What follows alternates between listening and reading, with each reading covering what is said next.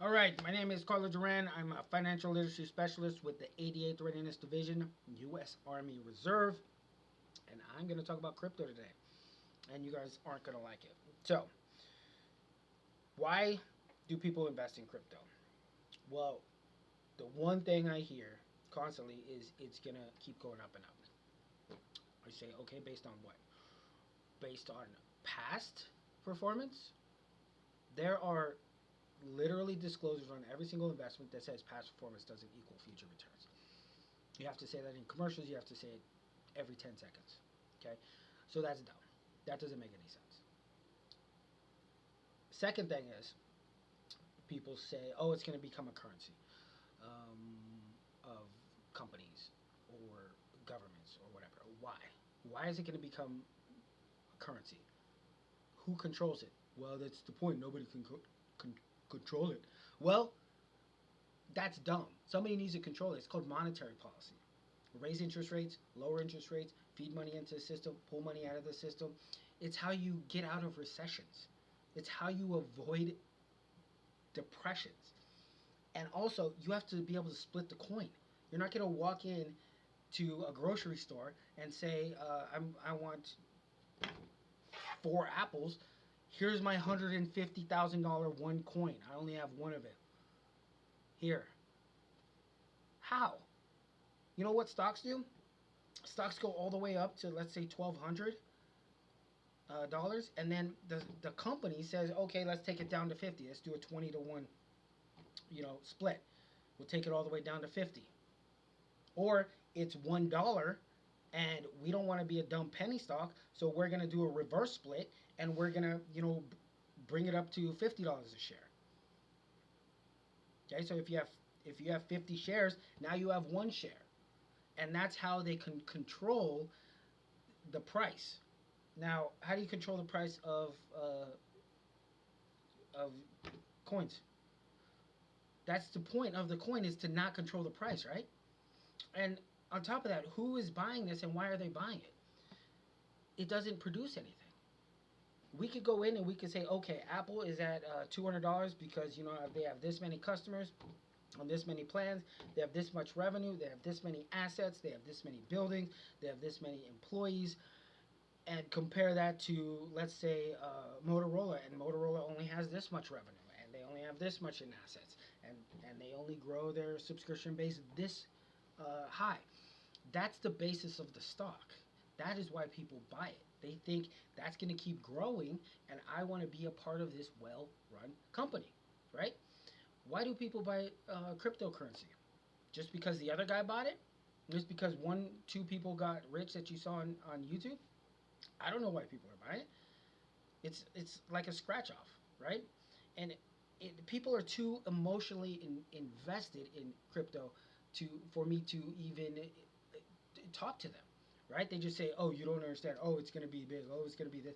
Well, if you said that about a stock, if you said, "Oh, Apple is going to be the biggest thing forever, and it's going to take off, and it's going to do this," and I'm going to ask you why, and you could probably give me some reasons. But if you just say just because that's what I believe, then I'm going to say, you know what? They're going to get a bad manager. They're going to get a couple bad years, or we're going to get away from phones, and they may be nothing. Even though they're a juggernaut right now, they may be nothing. Just they may lose it. And you don't want to be emotionally invested because that's how you lose. That's how you lose all your money. You say, oh, Walgreens is going to be around forever. Walgreens pays me dividend. Walgreens is going bankrupt as we speak. Okay, so you can't be emotionally invested. So once you find yourself emotionally invested in an investment, you kind of have to check and see why am I so devoted to this. That's the other thing, is it's got this cult like following that just makes me question it.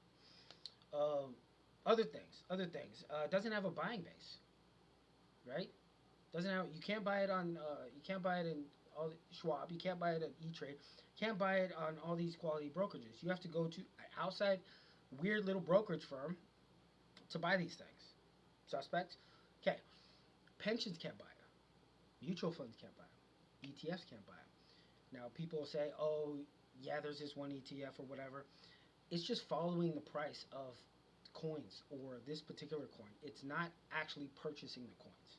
You have to know that, okay? Now, when people invest in a mutual fund, the mutual fund says there's 10% of Apple, 5% of Google, 6% of Microsoft, or whatever their allocation is, right? They're getting inflows and outflows all the time, mostly inflows, okay? They have to keep those ratios. So you got $10 million coming in the front door, you have to keep that 10% of your fund Apple. So guess what? You got to buy more Apple. You got to buy more Nvidia. You got to buy more Google. That is a buying base. There's constant buying. People are investing, they're buying. Okay, that's you can't do that in the current present with cryptocurrencies.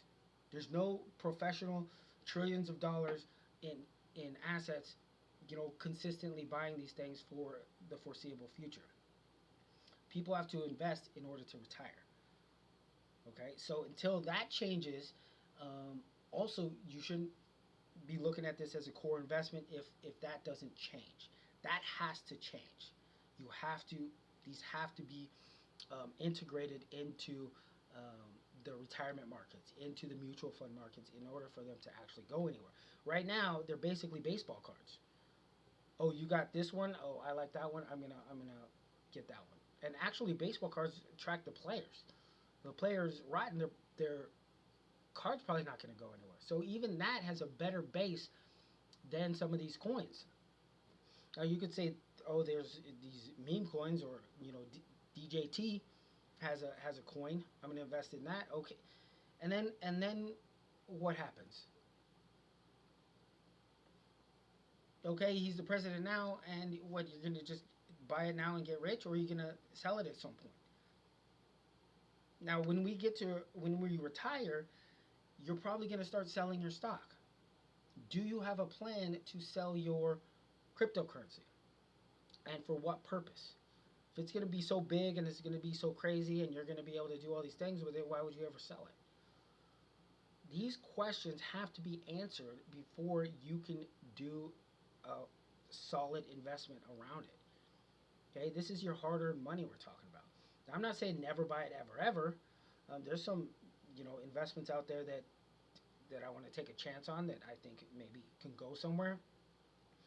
You don't want to allocate more than 5-10% of your net worth into, or your liquid assets into something like that. You want to have a nice base of solid investments moving forward, so then you can afford to dabble in some other stuff. And if it hits, fine, but it won't cripple you if it doesn't hit.